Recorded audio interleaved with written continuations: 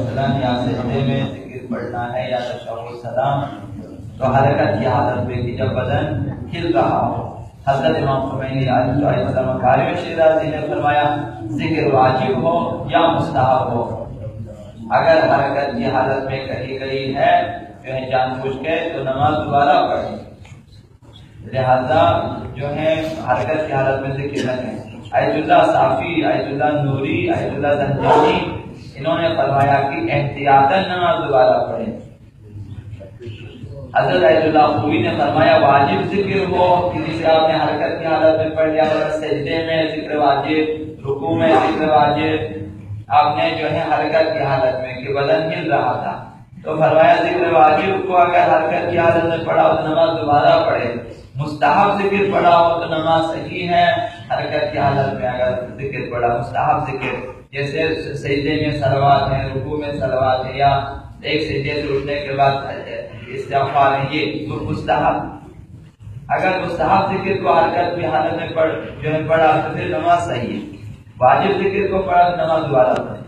حضرت ایت اللہ سیستانی نے فرمایا واجب ذکر اگر حرکت کی حالت میں کہہ دیا آپ نے تو نماز دوبارہ پڑھے. مستحب ذکر کو اگر آپ نے حرکت کی حالت میں کہہ دیا تو ذکر باطل، نماز صحیح ہے. مثلا رکوع میں ذکر واجب کو آپ نے آرام سے پڑھا جب بدن ساکن تھا، پھر صلوات آپ نے مثلا پڑھا یا 3 مرتبہ جو ہے سبحان اللہ پڑھتے ہیں مستحب ذکر کے عنوان، اسے حرکت کی حالت میں کہا تو وہ جو حرکت کی حالت میں ذکر کا مستحب وہ ذکر باطل ہے. نماز باطل نہیں ہوگی، نماز آپ کی صحیح ہے. لیکن اگر واجب ذکر کو حرکت کی حالت میں کہہ دیا نماز کو دوبارہ پڑھنا لازمی ہوگا. حضرت ایت اللہ وحید خراسانی نے فرمایا نماز کی مستحب ذکر کے وقت بدن کا ساکن ہونا واجب ہے، لیکن بدن ساکن نہ بھی ہو تب بھی نماز صحیح ہے. لازم ہے کہ بدن ساکن ہو جب آپ مستحب ذکر کہہ رہے ہو، لیکن اگر جان بوجھ کے ایسا نہ کیا پھر بھی نماز صحیح ہوگی. 10واں مسئلہ یہ ہے کہ نماز کی دوسری تیسری نماز جو ہے چوتھی رکعت کے لیے اٹھتے وقت پہلی رکعت کے بعد دوسری رکعت کے لیے آپ اٹھیں، دوسری کے بعد تیسری رکعت کے لیے جب اٹھیں، تیسری کے بعد چوتھی رکعت کے لیے تو اٹھتے وقت بحول اللہ وقوتہ اقوم واقعد کہنا مستحب ہے. یہ ذکر واجب نہیں ہے، یہ ذکر مستحب ہے. تو اس سے اس کا مقام یہی مقام ہے کہ اٹھتے ہوئے آپ نے پڑھنا ہے. اگر آپ نے اس ذکر کو پڑھنا بیٹھے آپ نے پڑھ لیا اور اٹھے یہ ذکر باطل ہے. اٹھ کر آپ نے پڑھ لیا تب بھی وہ ذکر باطل ہے. اسی حالت میں کہ جب آپ اٹھنا شروع کر دیں بحول اللہ پڑھنا شروع کر دیں تو یہ ضروری ہے. تفسیر روح المعانی میں ایک چھوٹا سا قصہ نقل ہوا ہے کہ 3 بھائی تھے. بڑا بھائی 10 سال تک ایک مسجد میں مؤذن تھا، 10 سال تک، اور منارے پہ جا کے مأذنے پہ اذان دیا کرتا تھا 10 سال تک. اس کی وفات کے بعد اس کی جگہ اس سے چھوٹے جو بھائی تھے اس نے اس کی جگہ لے لی. اس نے اذان دینا شروع کر دیا ایک مسجد میں منارے پہ جا کے، بلندی پہ جا کے. دوسرا بھائی بھی چند سالوں کے بعد فوت ہو گیا تو مسجد کے جو انتظامیہ تھے وہ جمع ہو کر آئے تیسرے بھائی کے پاس کہ اب آپ آ جائیں، اس جو ہے جگہ کو اور اس مقام کو اور اس کام کو آپ سنبھالیں، کیونکہ 2 بھائی آپ کے اسی جو ہے سلسلے میں کام کیا اور فوت ہو گئے. لیکن تیسرے بھائی نے قبول نہ کیا،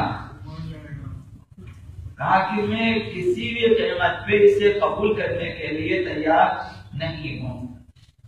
مجبوراً انتظامیہ نے کہا کئی گنا آپ کی تنخواہ میں ہم اضافہ کریں گے، چند برابر تنخواہ دیں گے آپ کو. اس نے کہا کہ اگر 100 برابر بھی آپ تنخواہ دیں، جو عام مؤذن کی تنخواہ ہے 100 برابر بھی اگر آپ دیں تو میں جو ہے اس کام کو قبول نہیں کروں گا. انہوں نے کہا کہ کیا اذان دینا کوئی بری بات ہے جو آپ قبول نہیں کر رہے ہیں، کوئی مسئلہ ہے؟ کہا اذان دینے میں کوئی مسئلہ نہیں ہے اور بری بات بھی نہیں ہے، برا کام نہیں ہے، لیکن منارے پہ جا کر، مأذنے پہ جا کر میں کبھی اذان نہیں دوں گا، اوپر جا کے اذان نہیں دوں گا۔ حاضر نے پوچھا کہ وجہ کیا ہے؟ اذان کو تو اوپر دینا چاہیے، مأذنے پہ بلندی پہ اذان دینی چاہیے، تو کہا وجہ کیا ہے؟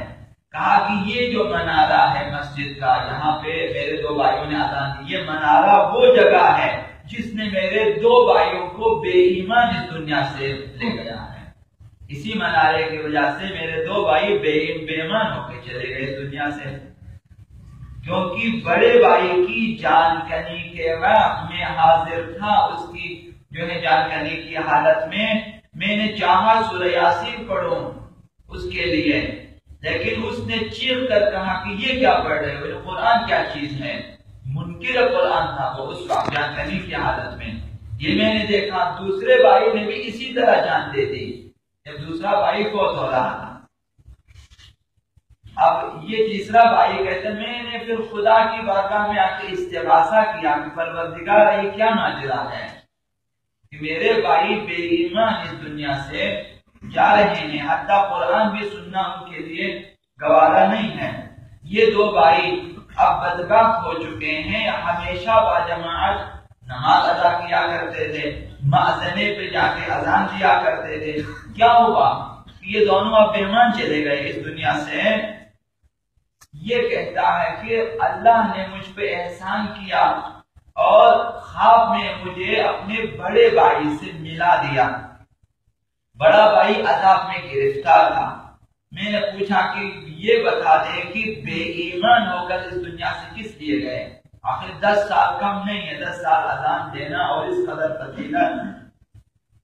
اللہ نے اسے بولنے کی اجازت دی اسی خواب کی حالت میں۔ بڑے بھائی نے کہا کہ جب ہم مأذنے پہ جاتے تھے، پھر مأذنے میں چوبیدہ نما چیز ہوتی جہاں پہ گھوم کے چاروں طرف دیکھ سکتے ہیں، کہا کہ ہم وہاں گھومتے تھے، لوگوں کی حویلیوں میں ہم دیکھا کرتے تھے، اذان دینے کے جاتے تھے، لوگ منتظر ہیں کہ خوبصورت آواز میں اذان دیں گے، لیکن وہ لوگوں کے گھروں میں جھانکتے تھے اوپر سے، کیا اسی وجہ سے ہمارے اعمال ضائع ہو گئے اور ہماری تمام عبادتیں ضائع ہو گئی، کیونکہ اذان خدا کے لیے نہ تھا، جاتا تھا مأذنے پہ اس لیے کہ لوگوں کے گھروں میں دیکھیں۔